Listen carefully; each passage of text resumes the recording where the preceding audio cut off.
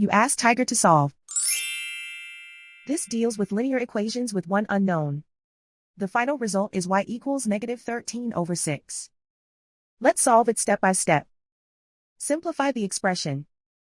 Group like terms. Simplify the arithmetic. Group all constants on the right side of the equation. Subtract 13 from both sides. Simplify the arithmetic.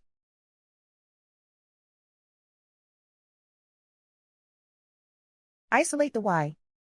Divide both sides by 6. Simplify the fraction. And so the final result is y equals -13/6.